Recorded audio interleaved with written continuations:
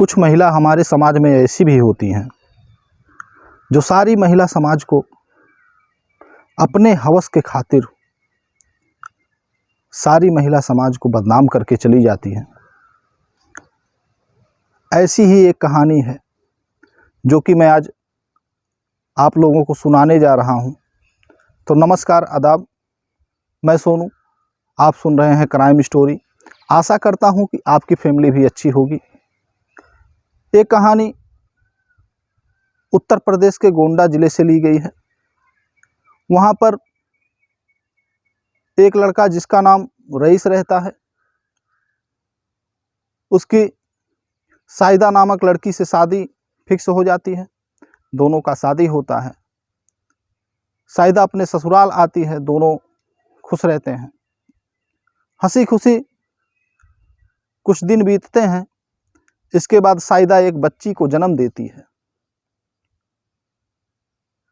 फिर जिंदगी अच्छे से चल रहा था। लगभग 1.5 साल बाद एक बेटा पैदा होता है। दोनों लोग खुश थे क्योंकि एक लड़की थी, एक लड़का था। इसी बीच में रईस का एक दोस्त बम्बई से फ़ोन करता है। वो रईस को बम्बई बुला लेता है और रईस जो है काम के सिलसिले में, रोजी रोटी के सिलसिले में बम्बई चला जाता है। बम्बई में उसको एक कपड़े की दुकान पे सेल्समैन की नौकरी मिलती है। वहाँ पर नौकरी करता है। साहिदा अपने ससुराल में रहती है। दोनों लोग तब तक खुश थे। उसके बाद कुछ दिन बाद जो है रईस अपने घर गोंडा आता है। 1 आध महीने अपने घर रहता है। उसके बाद जो है फिर बम्बई चला जाता है। बम्बई में जब उसका काम अच्छा चलने लगा, अपने परिवार को भी बम्बई बुला लेता है, जिसमें उसकी बीवी साहिदा और एक बच्ची जिसकी उम्र मात्र 6 साल थी। बेटा उसका उम्र 2 साल था। सब लोग आराम से बम्बई में एक खोली लेकर वहाँ पर रहने लगते हैं। रईस ड्यूटी करने डेली की तरह अपने दुकान पे चला जाता है। साहिदा घर रहती है, बच्चे छोटे रहते हैं। इसी बीच साहिदा की मुलाकात एक अमित मिश्रा नामक व्यक्ति से होता है। साहिदा अमित के बेहद करीब चली जाती है, अमित से प्रेम करने लगती है। अमित भी यंग था। अमित भी साहिदा को चाहने लगता है। अमित साहिदा के घर आता है, वहाँ पर रहता है, उसके साथ यौन संबंध बनाता है, फिर अपने घर चला जाता है। कुछ दिन ऐसे बीतते रहे। एक दिन रईस को मोहल्ले वालों से पता चलता है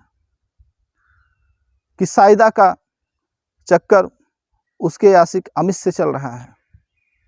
रईस गुस्सा हो जाता है, साहिदा से पूछता है, साहिदा को मारता है, पीटता है। रईस फिर सब कुछ बातें भूलकर अपने काम में मन लगाता है, अपने ड्यूटी पे चला जाता है। साहिदा और अमित दोनों रईस को रास्ते से हटाने की योजना बनाते हैं। ये लोग पहले से ही प्लान के तहत घर में किचन के मरम्मत के लिए कुछ टाइल्स, सीमेंट मंगवाते हैं। रईस टाइल्स और सीमेंट को देखता है तो अपनी पत्नी साहिदा से पूछता है कि इन सब का क्या काम है। तो साहिदा बताती है कि किचन का फर्श टूट गया है, उसमें फिर से टाइल्स लगवाने हैं। रईस घटना से अनजान कुछ समझ नहीं पाता है। वो फिर अपने काम में मन लगाता है। एक दिन रईस दुकान से जब आता है, रात का वक्त था, वो देखता है उसकी पत्नी साहिदा और साहिदा का प्रेमी अमित मिश्रा दोनों लोग सेक्स रिलेशन बना रहे थे, दोनों लोग सेक्स कर रहे थे। रईस देखता है, झल्ला जाता है, दोनों लोगों को मारने लगता है, पीटने लगता है। इतने में साइदा किचन में जाती है और एक धारदार चाकू लेकर आती है, उसी से रईस का गला काट देती है। जो उसकी 6 वर्ष की बच्ची थी वो आवाज़ सुनकर जग जाती है और वहाँ से देखती है उसकी माँ उसके पिता को चाकू से मार रही थी। इतने में बच्ची चिल्लाती है, बच्ची घबरा जाती है। साइदा अपनी बच्ची से कहती है कि अगर तुमने किसी से